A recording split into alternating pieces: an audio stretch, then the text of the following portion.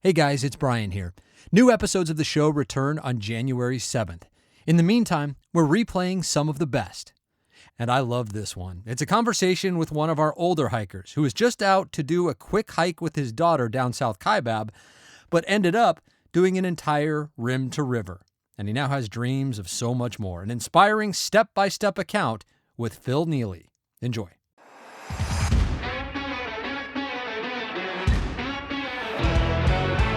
Hey there, everybody. My name is Brian Special, and this is the Grand Canyon Hiker Dude Show presented by Bright Angel Outfitters. All right, today, a tale from a first-timer who had long dreamed of hiking the canyon, but waited until he was 70 to do it. Well, older is definitely wiser, and you'll hear that wisdom in the pragmatic approach he took to getting himself ready. Plenty of tips and tricks and lessons learned along the way. Let's get right to it. This was a bonus to me because we got to sit down for this conversation face-to-face in Scottsdale, Arizona.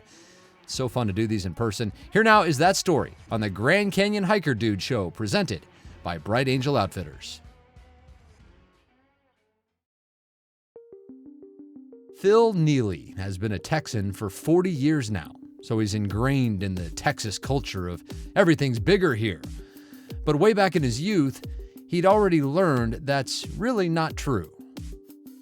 I grew up in Phoenix and probably visited the Grand Canyon a dozen times over my childhood.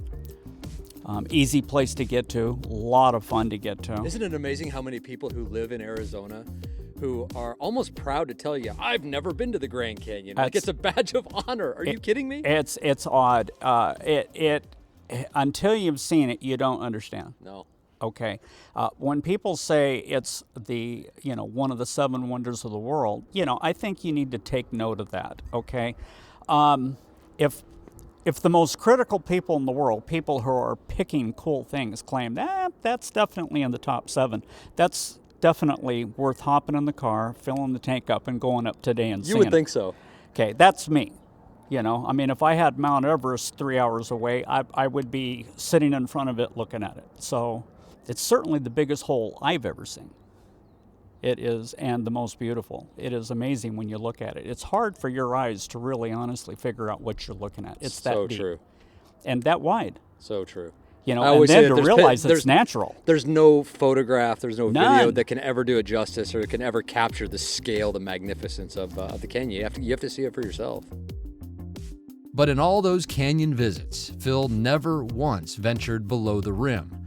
That would wait until this year, 2024, with a New Year's resolution and then a last-minute trip with his adult daughter, just a month shy of his 71st birthday. But first, Phil knew he had to prepare. The very first hike to prep for the Grand Canyon was 4 miles, and I was tired. I'm not kidding you. I went out and hiked 4 miles. The following Saturday, I hiked 10 miles, and that was hard. It was like I can clearly, and that's only been 2 months ago. So I hiked 10 miles, and the last 2, I was whining to myself, of course. But it's hard to go out and hike, to just walk 10 miles. The following, I made Saturdays my long hike. So I was hiking every day, 4 miles, 2 in the morning, 2 in the evening. And then Saturday was my long hike. And then, so I went 4, 8, 10, then I did 16, then I did 20. And I did 20 miles in 8 hours. And I know that a lot of you are sitting there going, I do 20 miles much faster. I got it, okay? I am the pokiest hiker I know, okay? I don't know why I'm so slow. Who cares? It is... Hike your own hike, baby. I just don't get it. I wished I would like to be able to hike 3 miles an hour, and I would feel really, really good about the whole deal. But on flat ground, I hiked 20 miles in 8 hours, and that was maybe 2 15-minute breaks, that type deal.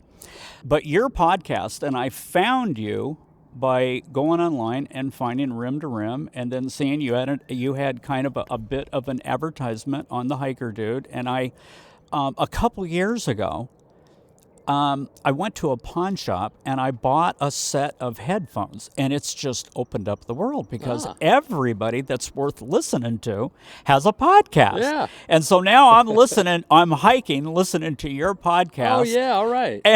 Beautiful. And the one podcast that you had, maybe, I don't know, a month or two ago, and it made so much sense. You were going rim to rim to rim. Mm-hmm. And so you took off at night at 9 p.m. in the dark, and you went down South Kaibab, all the way across the bottom, past Phantom Ranch, all the way up North Kaibab, and you got there as the sun was coming up. Yeah. The entire Grand Canyon in the dark. Kind of defeats the purpose, doesn't it? And then you took a short break and turned around and came back. Yeah. And I'm trying to remember. It seems to me you did 42 miles in like 20 hours. Yeah, it was 19 hours and 19 minutes. I'll never forget it's crazy.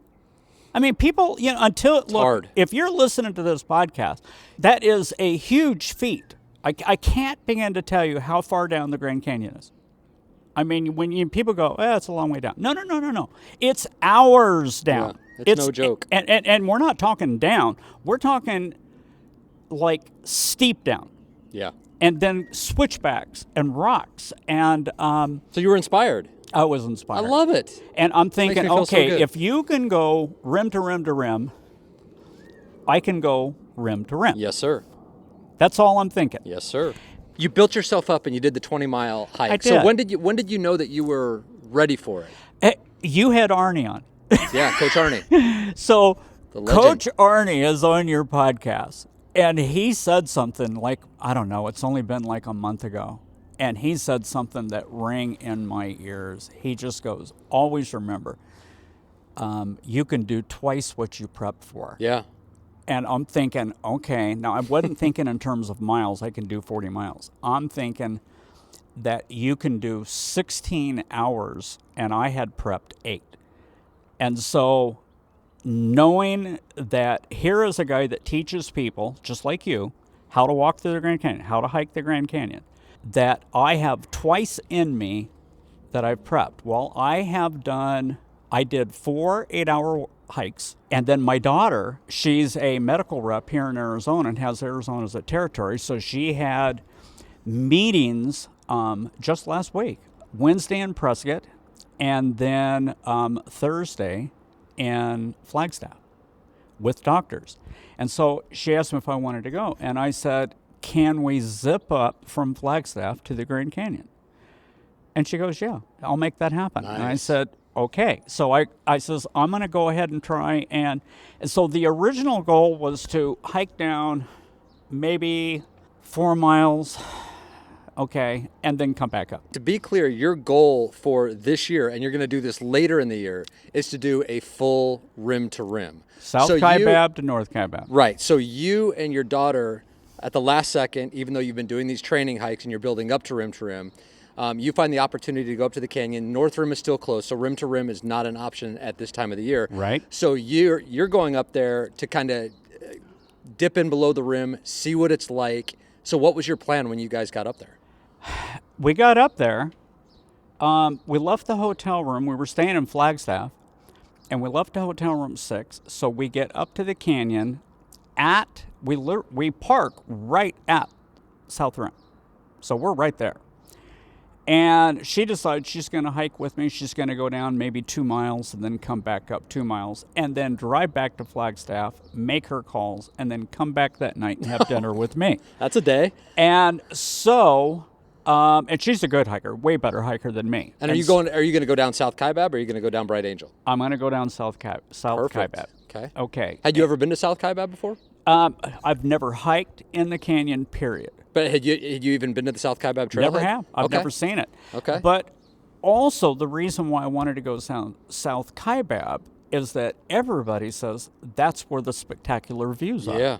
Okay. 100%.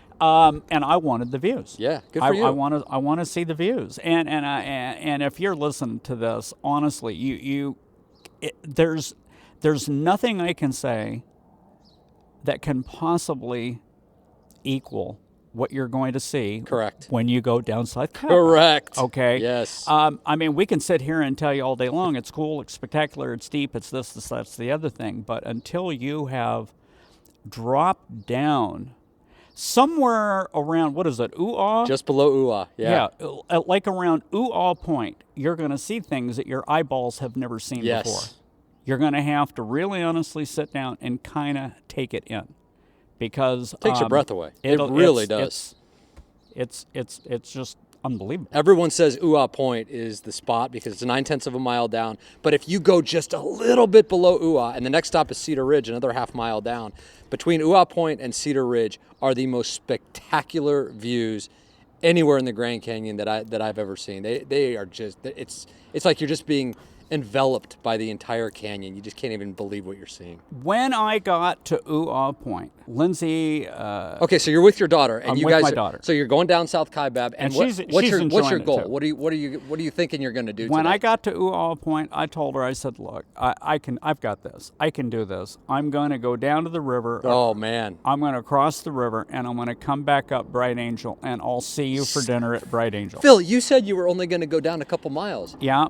So you're going to do a full Rim2River. I'm going to do a Rim2Rim. Oh my gosh! I got plenty of water, plenty of food, plenty of socks. I've got it all. Did you have any idea what you were getting yourself into? Because going a couple miles down or 3 miles down South Kaibab and then back up is a whole different experience than going all the way to the river and then back up Bright Angel. That's a huge hike. Yeah, the only actual, if there's such a thing as a mistake I made, okay, the mistake was you don't start at 8 a.m., okay? You start at 4 or 5 a.m., okay? If you're going to go down, in my opinion, you're the pro. You've done this 100 times. I've done it once. If somebody comes to me and says, "What time do you start?" I urge you, start early. Start in the dark. Get there at 4. So be out of your hotel at 3:30 or whatever, okay, and be at South Kaibab at 4 and start down at 4. Because ideally, most people are going to come up Bright Angel and they're going to come up at 4 or 5 and go have dinner, okay? I'm kind of pokey. It took me 16 hours. And so... Well, what did your daughter think when you guys... So you split up because she had to go back to work. She had to go back to work. So she headed up from Ooh-ah, she headed back to the Rim, and you kept on going. You're like, "I got this." Yeah. What did she think? She's like, "Dad, I don't know." She felt pretty weird, I'm still her dad. And, she doesn't know how concerned to be. But, this is not the first... I hate to throw it into the crazy basket, but it's not the first crazy thing I've ever done. So she's kind of used to her dad. I was a member of a parachute team. I raced motorcycles. We were boat owners for decades. We've done a lot of very strenuous stuff. How bad could this be? Yeah, and so, as she turned around to go back up, I could tell in her face that she felt... partially a bit envious that she's not heading down with me, but also mostly that she's not heading down with me to watch over me. Okay, and as most daughters would with their older dads. And I'll be 71 May 19th. So but I don't, and I only say that because I'm sure that there's somebody else right now that's, a grandfather wondering if they've got it in them. And I'm telling you, more than likely you do. Yeah. Okay. I mean, even if you don't think you do. That Coach Arnie, the one thing that he constantly would tell you is you're way more capable than you probably think you are. Yeah. Okay. And I can tell you this. Listening to your podcast, listening to Arnie, and, he's going through different exercises, all that's important. I mean, every single exercise that you do to prepare for a Grand Canyon hike is important. But I can tell you this, if I was to add to the coaching that you guys do, and I'm no coach, but if I was to add one component, that is this. If you're listening to this podcast, I don't care where you are. I don't care if you're in France. It doesn't matter to me. I don't care if you're in Texas, if you got flat ground like I do in Houston. If you cannot set the alarm, I'm talking tomorrow, and put your backpack on and get out your hiking boots or whatever it is you plan to wear down. I bought a used pair of Merrells from REI that are awesome. They are wonderful, and they're the high top, so they kept my ankles straight the whole time. I've tried the tennis shoe hiking routine, and I'm most comfortable in tennis shoes. The problem is that if you hit a rock, it's easy for your foot to tip over, and so you have to keep it straight to whereas the boot does it for you. You know, so the boot takes away an element of comfort, but adds an element of safety. That's what I found. Turning an ankle is one of the easiest things Oh to do my in the canyon. goodness! Yeah. And and it's so easy because it is I can't even begin to tell you how rocky it is going down, and you know it, especially doing it in the dark. But anyway, my number one prep advice to anybody that's serious about hiking Grand Canyon, doing a rim to rim, is if you cannot set the alarm tomorrow, put your backpack on, okay? And you need at least 3 liters of water. So anybody that tells you can do it in 2, they have no clue what they're talking about. You need 3 liters of water. You got to have food. You need something that you're willing to eat, because about 6 or 8 hours into this, you're not going to feel like eating. Okay, I am telling you, food turns to glue in your mouth. You're not going to feel like eating. But if you cannot get up in your city, right where you're sitting right now, if you can't take off and go for a 12-hour walk in your hometown, I don't care where it is. I mean, 12 hours. So walk for 12, take your cell phone with you, have somebody come pick you up in 12 hours, okay? Either that or walk 6 out, and then that forces you to walk 6 back. But if you cannot be on your feet carrying a backpack for 12 hours, you're going to struggle in the Grand Canyon. 6 front pockets and pouches, an insulated hydration compartment, and now, many successful rim-to-rims completed to rave reviews.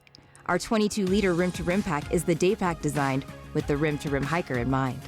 Check it out today and find out why it's been called Backpack Perfection.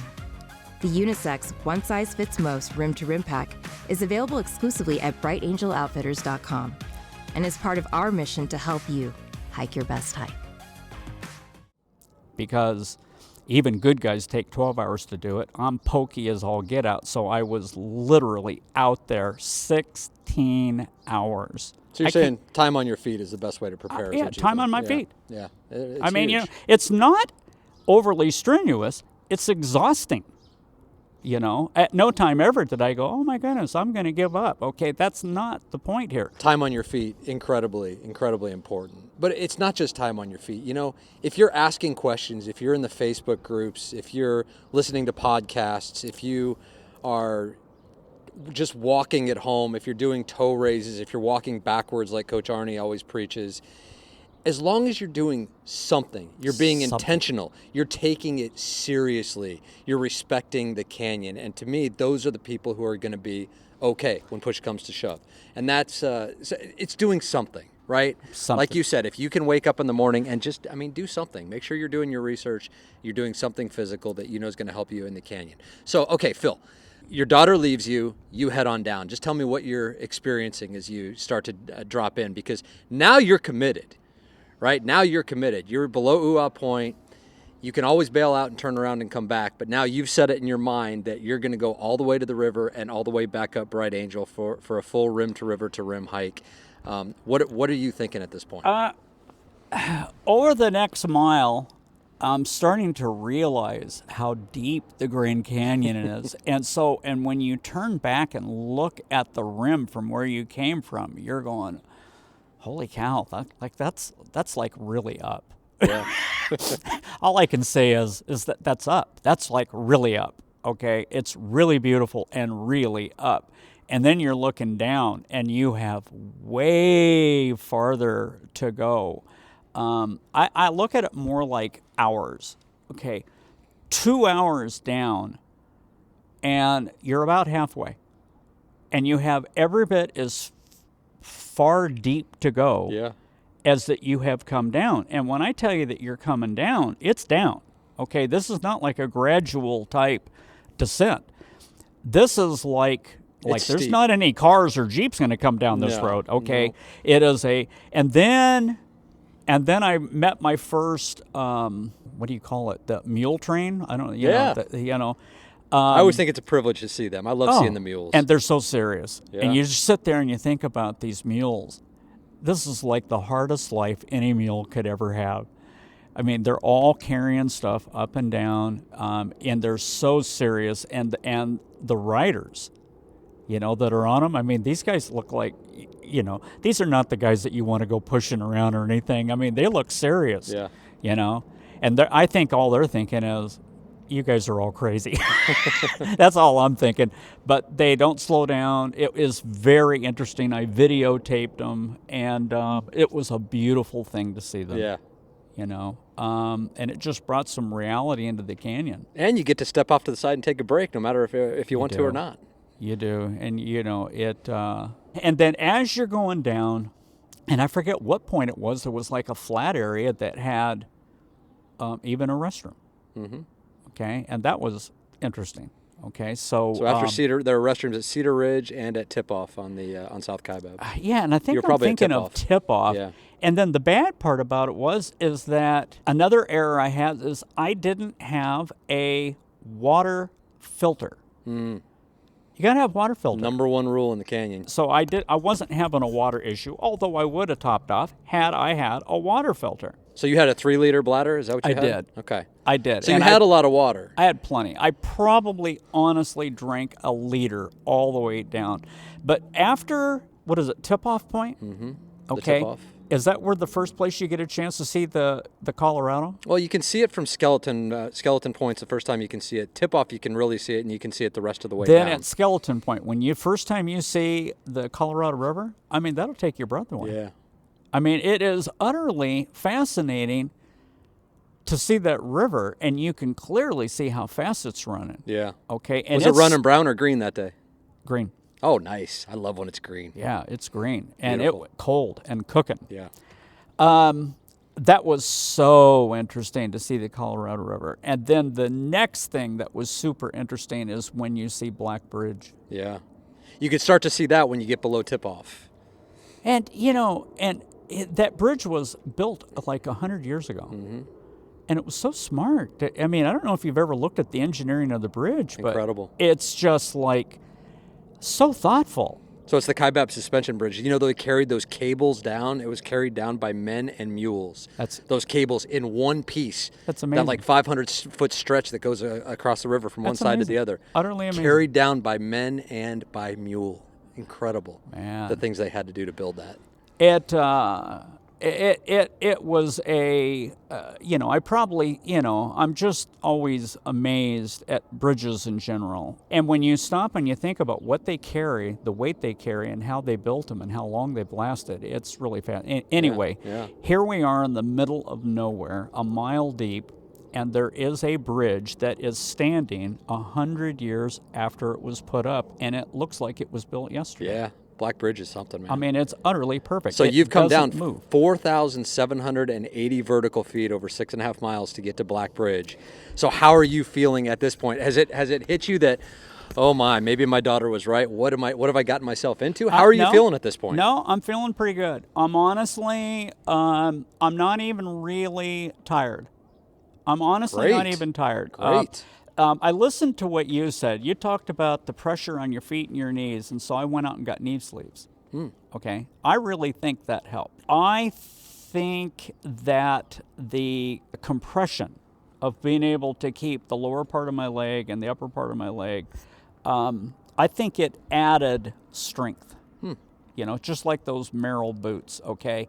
Between the Merrell boots and those knee sleeves, and I dressed really comfortable. I'm a gym rat, so I go to the gym every day. So I had gym pants on. I was never cold, never hot. Okay. This was in April. Yeah, I had 3.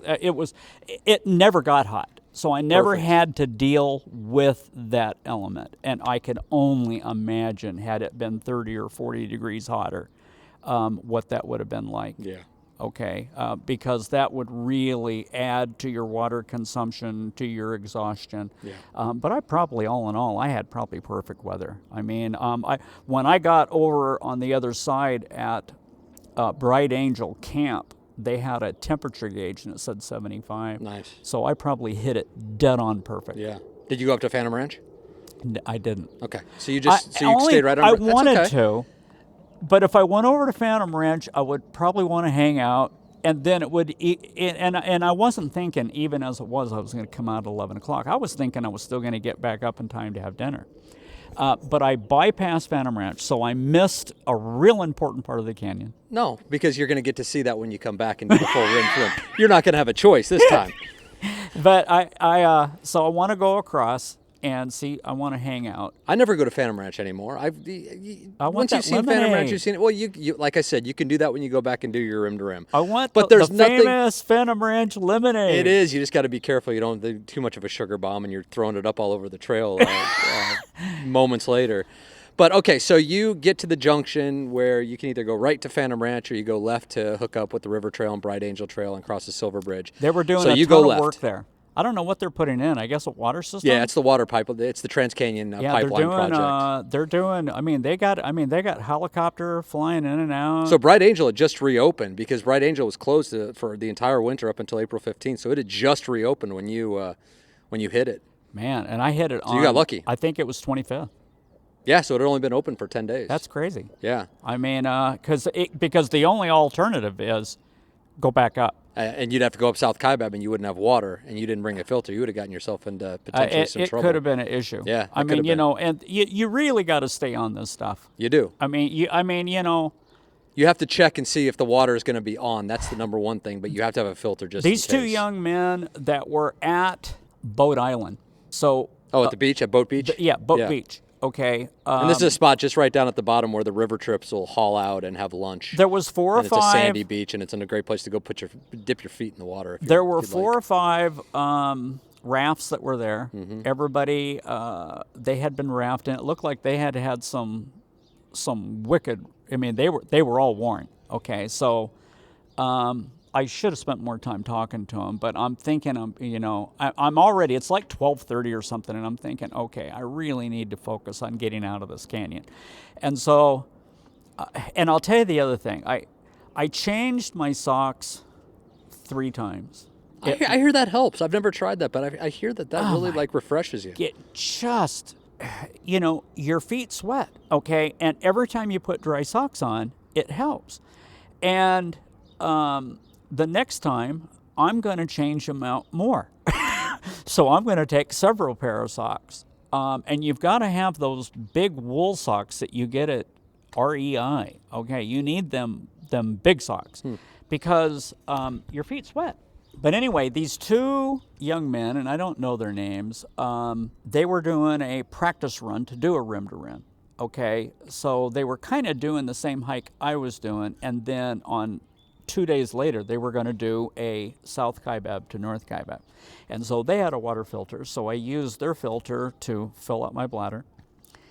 And did you filter out of the river or out of the creek? Out of the river. Oh, wow. Yeah, and you got to have that.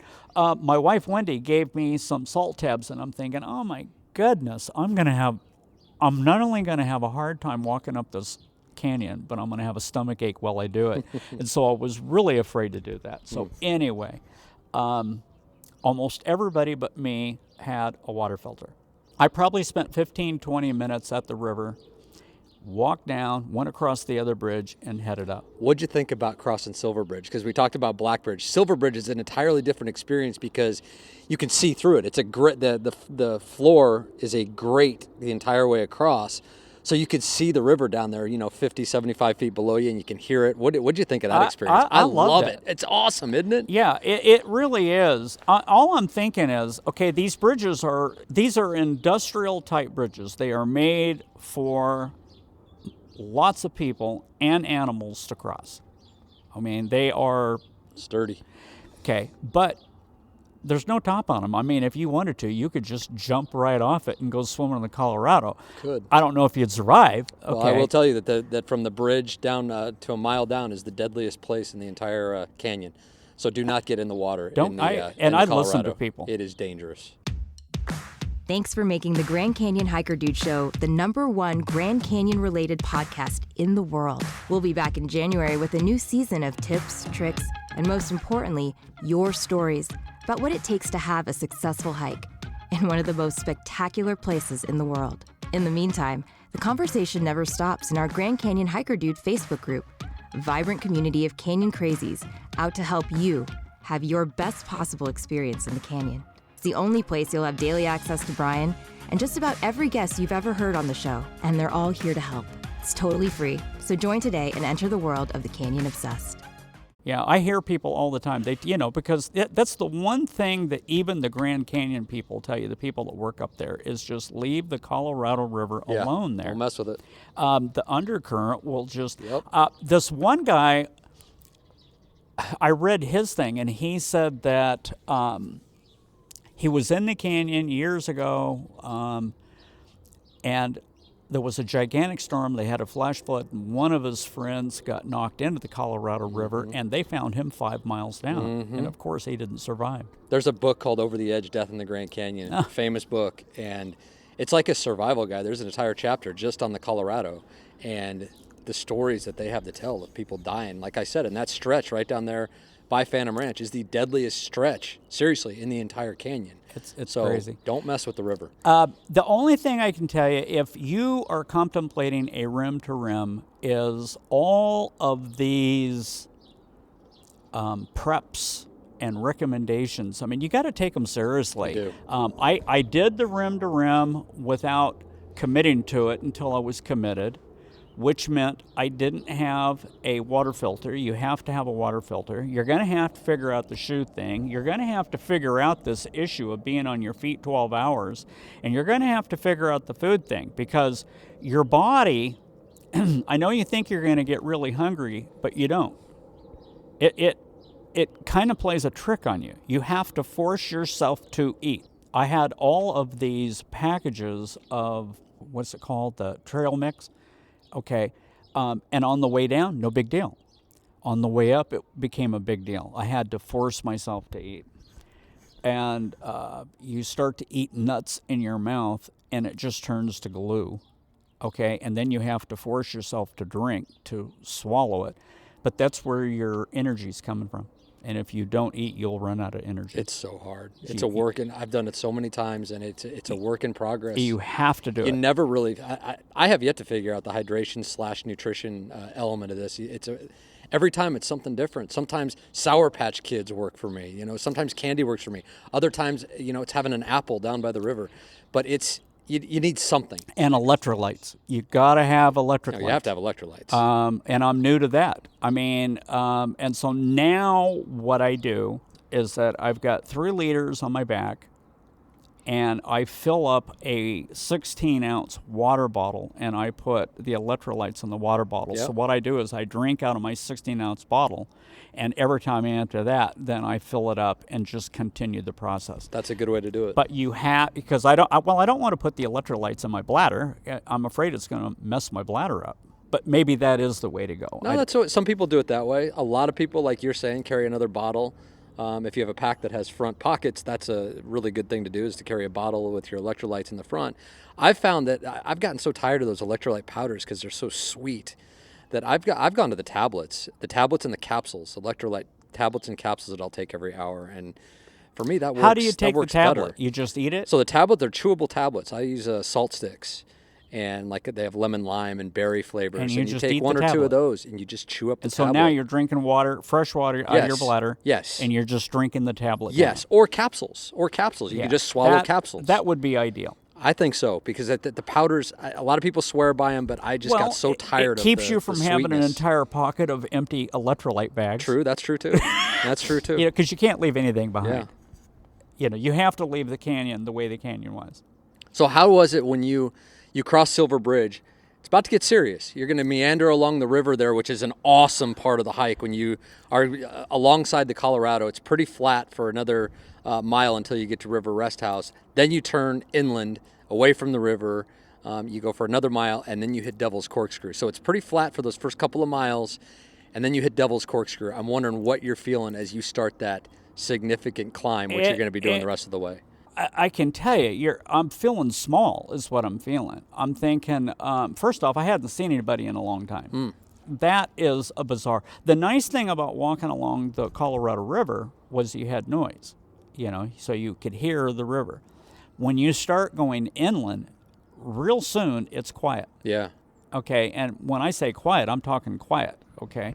The other thing I thought was funny is that there's not a lot of animal life down there.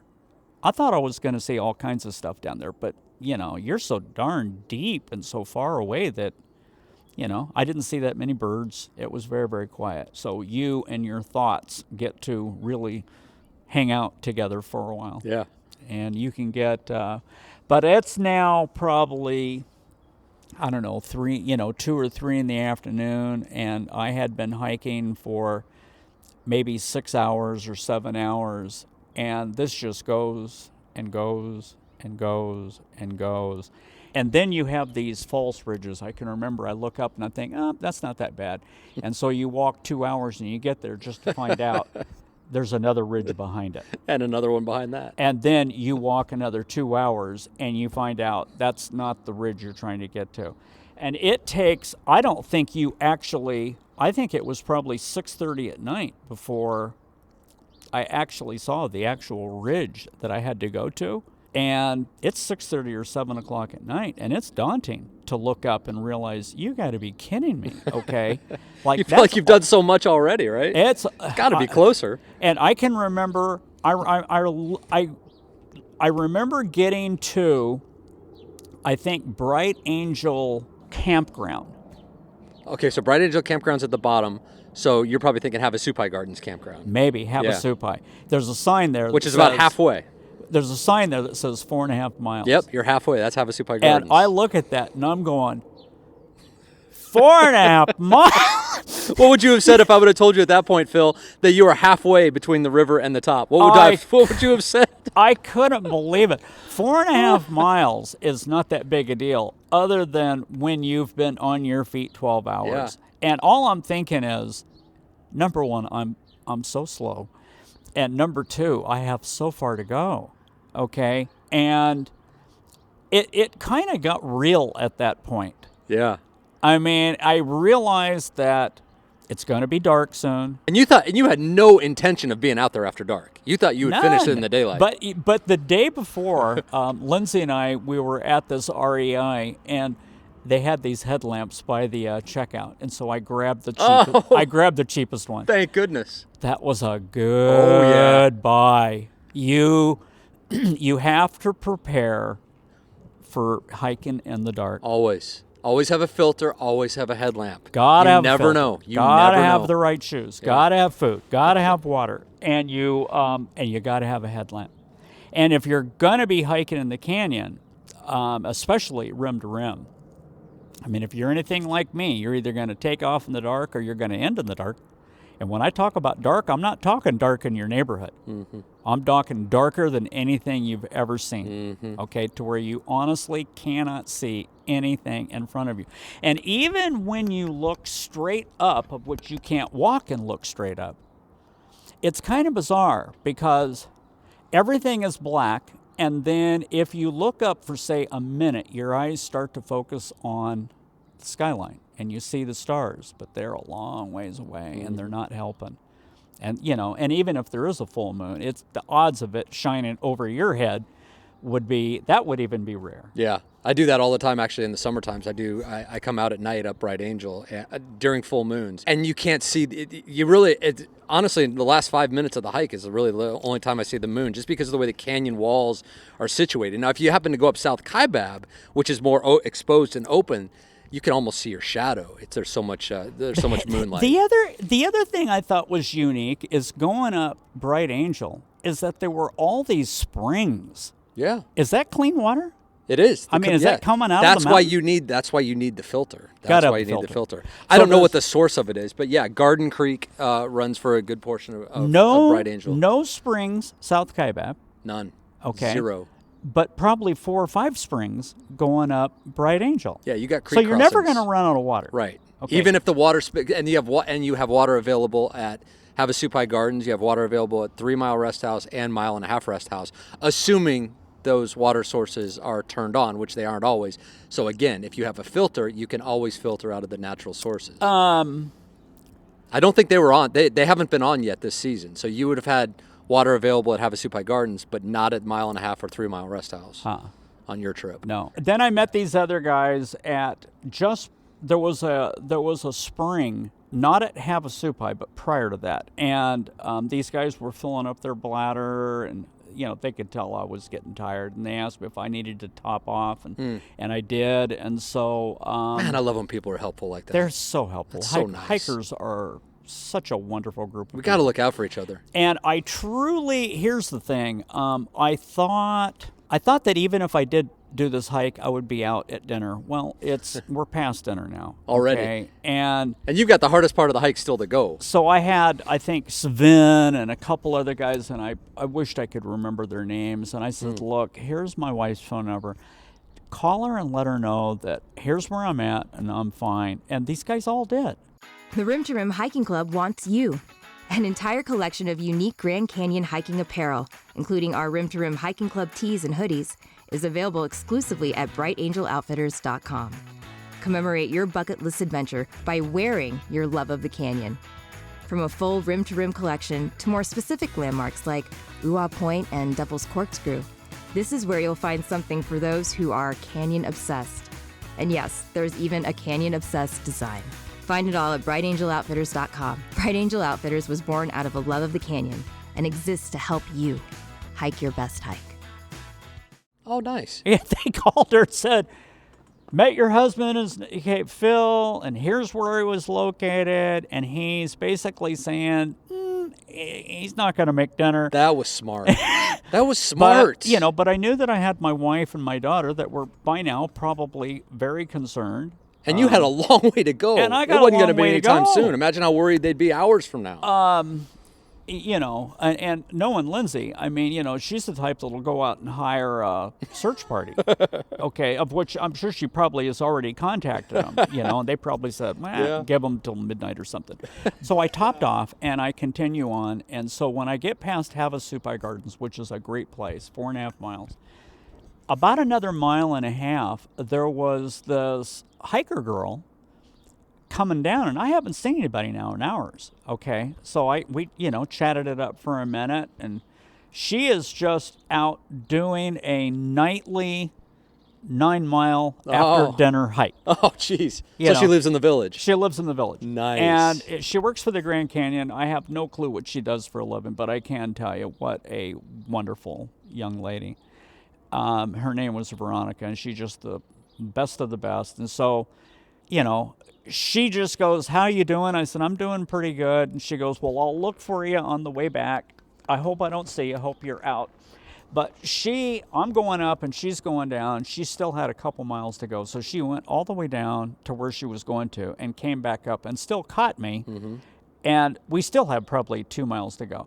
And she didn't come up and say, this hike could be a little over your head. There was none of that. There was no ridicule. It was too late for any of that, Phil. Okay. She just came up and she goes, how you doing? I said, I'm doing all right. And she goes, when was the last time you ate? I said, I'm really having a hard time eating. Mm-hmm.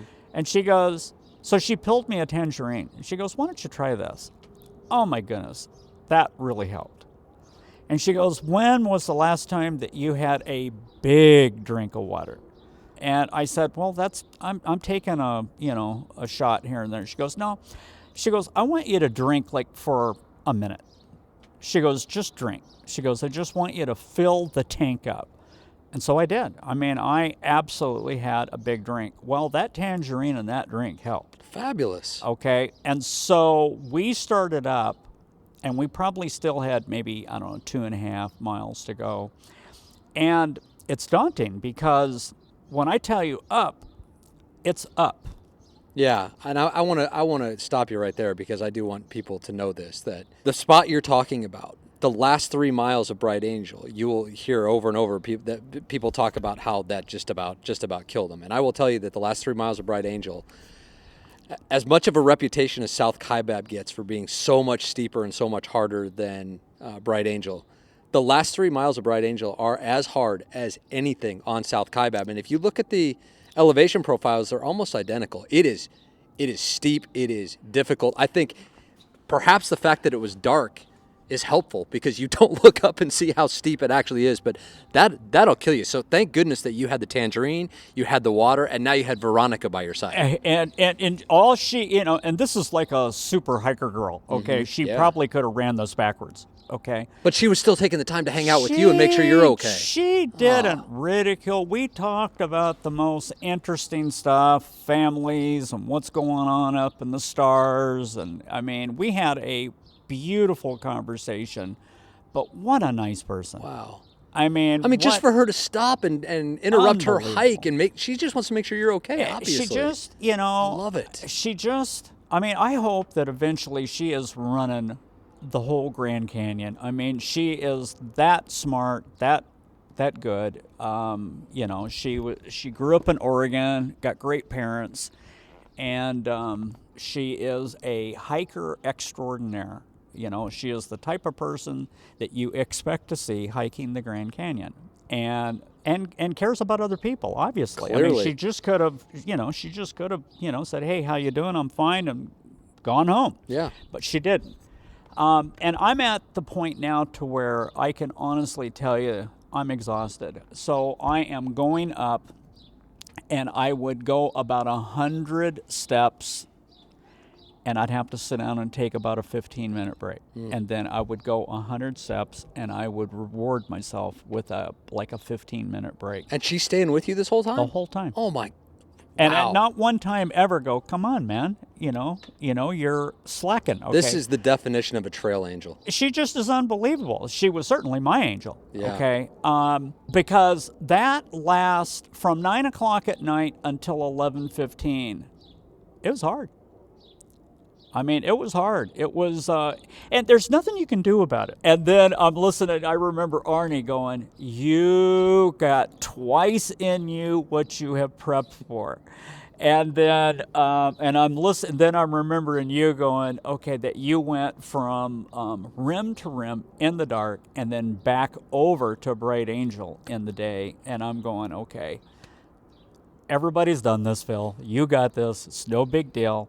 If you have to take a break now and then, take a break." And then we get about a mile from the rim, and there is this crazy light shining over the canyon on the trees. And I says, and she goes, "Look at that light. That is so bizarre." And Veronica, that's what she said. And I said, she goes, "I've never seen that before. I have no idea what that is." She goes, "But it's lit that whole area up." And I said, "I'm telling you, trust me, it's my daughter. She has meandered her car past all the signs, and she has parked the headlights over the canyon so that we can see the way." I said, "The only thing I'm surprised about is that she hasn't sent a rescue party down." Okay, but, and so we get up to the top. And it's so bizarre. You have been hiking 16 hours in the canyon, all of a sudden you're out. Yeah. One step, you're out. Yeah. You're just back to flat ground. It is so bizarre. And at 11 o'clock at night, there's nobody up there. It's pitch black. It's like, oh, that's it's it, pitch black. Nobody's out. And then you can hear Lindsay, "Dad!" So she was up there. She was up there. Oh, man. And she had meandered her car. So we gave Veronica a ride to her house. Offered to buy her dinner. She wouldn't accept anything. I couldn't give her so much as a pack of trail mix. I mean, she did her thing, and then she was on her said, way. "Have a great life. Wow. See you next time around." Wow. And that was it. Wow. And but 2 hours. It was we were together 2 hours, and it's so amazing how well you can get to know somebody in 2 hours. Just a wonderful, very thoughtful, deep thinking, smart young lady. Yeah. So much fun. What a story. So what a day, Phil. What so a you start at South Kaibab with your daughter. You're going down, a few miles is what you're thinking. You end up doing the entire Rim2River to Rim hike, which is over 16 miles, 4,780 feet of elevation on the way down, 4,400 feet of elevation on the way back up. That's a day. The longest hike you've ever done. You say this is the hardest physical thing you've ever done? Ever in my life. And then I have to add 2 extra miles.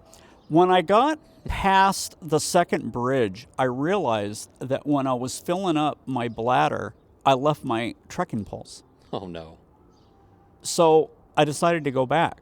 which was about a mile back. And I'm going to tell you something. That was a mistake. Oh, my goodness. Yeah, the trick is just if you leave something, just leave it. You got past Silver Bridge and realized you didn't have your poles, and you went all the way back to get them. I did. So you did 18 miles. I did 18. And guess what? I couldn't find my poles. So. Oh, no.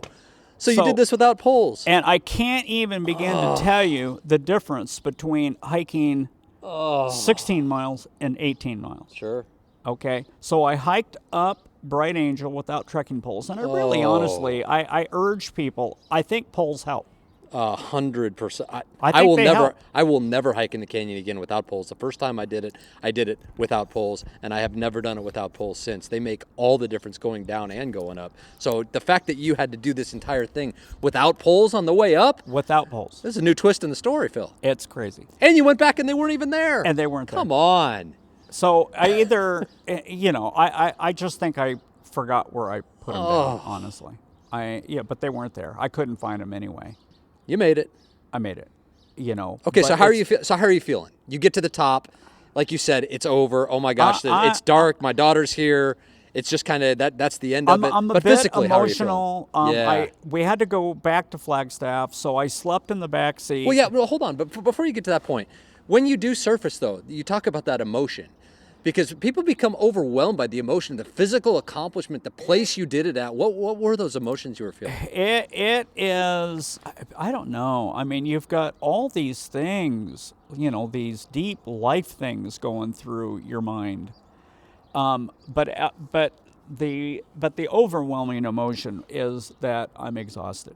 I mean, I am absolutely, I've got to sit down somewhere. Mm-hmm. And so we gave Veronica a ride to her house, and then Lindsay took off, and she's tired. I mean, she hiked early that day. She's worked all day long. It's now midnight. She's been worrying about you for hours. Correct. And now we still got to drive back to Flagstaff. So we Wow. didn't get to Flagstaff till probably 1 or 2 in the morning. Yeah, it's about another hour and 20 minutes away. And so, we get back to the hotel room, and then she had pizza earlier in the night, and she goes, I don't know if this pizza's any good. Do you want a piece of pizza? And I took a bite of that pizza, and it made me so emotional. I couldn't believe how good that 8-hour-old pizza tasted. That was really good. Because no food had sounded even remotely good to you, and now you're finally up until recovering. now. And yeah, and then I had drinking like a quart of Gatorade on the way back from Grand Canyon. That really helped. But then the next day, honestly, the funny thing is, my wife Wendy asked, she goes, how do you feel? And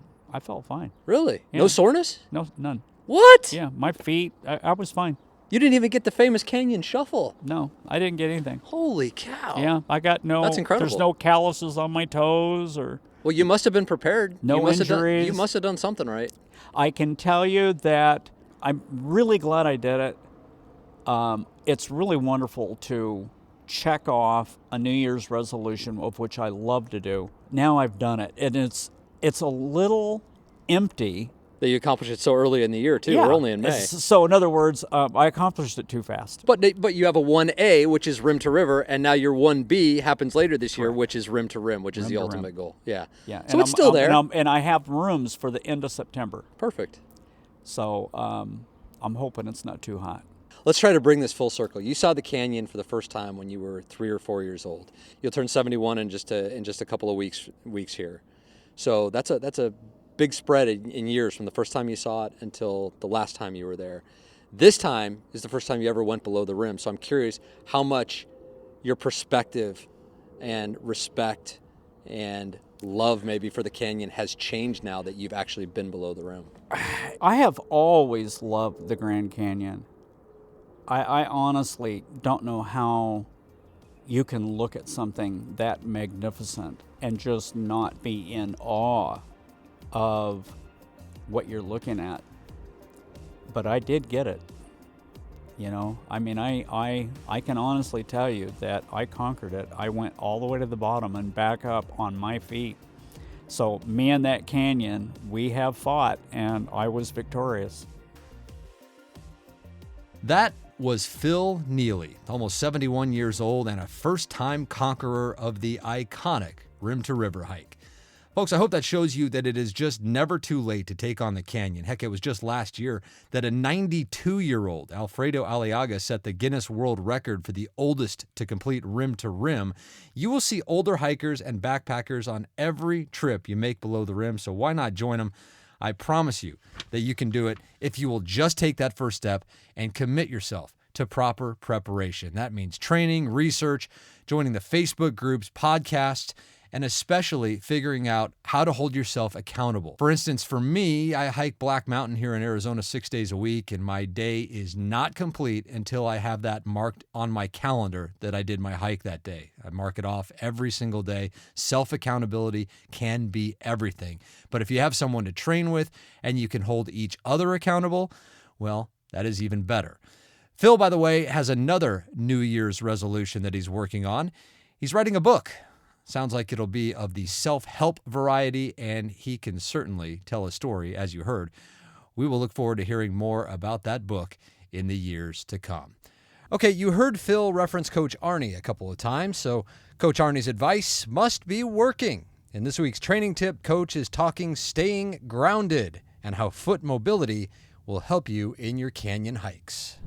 Hey guys, this is Coach Arnie with his Grand Canyon Tip of the Week. And again, I want to thank Brian for allowing me to share some wisdom and a little knowledge with you guys. I really appreciate that. So let's get right to it. Today, we want to talk about foot mobility. And building on our tip that we had last week with the big toe, we're moving from the ground up. But this time we want to talk about how we can keep more of our foot on the trail, whether we're going uphill or downhill. And why is that important? Well, one, it allows me to adapt to the trail. See, if I'm up on my toes, I'm committed. I'm committed to going in one direction. If I'm on my whole foot as much as possible, I can go up on my toes and move quickly, or I can go back on my heels and adjust and change directions more easily. So foot mobility is so critical to not only being able to move better, but it also allows you to save the muscles that you're using so that they don't get worn out. See, if I'm up on my toes, I'm going to really wear out my calves. I'm going to put a lot of stress on my soleus, and I'm going to put an awful lot of stress on my Achilles tendon, which is trying to control my foot. If I'm flatter, none of that's happening, at least at an accelerated rate. So we want to have better mobility. And so what we want to do, obviously, is to work to achieving better range of motion. The best way to do that, and this is the tip, is to get on your training hikes and focus a little bit more on keeping more of your foot on the trail uphill and downhill, because I'm going to share with you on a future tip how you can add to that range of motion and get that better and accelerate that process. But right now, the best way is to just hike with more of your foot on the trail. Again, everything's about posture, everything's about positioning. So let's work on foot mobility, keeping more of your foot on the trail. I love you guys, and feel free to reach out to me anytime if you've got questions, and maybe one of your questions we'll answer on the tip of the week. Love you guys. You'll find Coach Arnie's contact information in the show notes. All right, just a reminder that the Rim to Rim pack is now shipping. It's available in limited quantities, so if you're looking for a day pack, we would be honored if you would consider it. To call the Rim to Rim pack a passion project is an understatement. We designed it specifically for Grand Canyon day hikes up to rim to rim to rim. It's got the look and feel of a running vest, including the front pockets, but it has a 22-liter capacity, so it's more of a full-size day pack. I never hike the canyon without it anymore. Please give it a look at brightangeloutfitters.com. Also, as we enter the warmer months in the canyon, please remember to use our Grand Canyon Shade Tracker. That's an interactive tool that lets you see when and where you will have shade on your hike any minute of any day on any trail in the canyon. Direct sun can be a killer, and shade can mean everything. And the Grand Canyon Shade Tracker lets you know where to find it. It's absolutely free to use. That too is at brightangeloutfitters.com. While you're there, you can also get our absolutely free ebook, A Beginner's Guide to Rim to Rim. Just enter your email and we'll send it to you right away. At Bright Angel Outfitters, We do it all for the love of the canyon and to help you have your best possible experience below the rim. All right, that's it for now. My name is Brian Special, encouraging you as always. And hey, this might have even worked on Phil. Go hike the canyon. Take that first step. Embrace the journey. And when you get there, whether it's for time goals or taking your time, just hike your own hike and enjoy every step of one of the most spectacular hikes you can do anywhere on Earth. We'll see you next time on the Grand Canyon Hiker Dude Show, presented by Bright Angel Outfitters.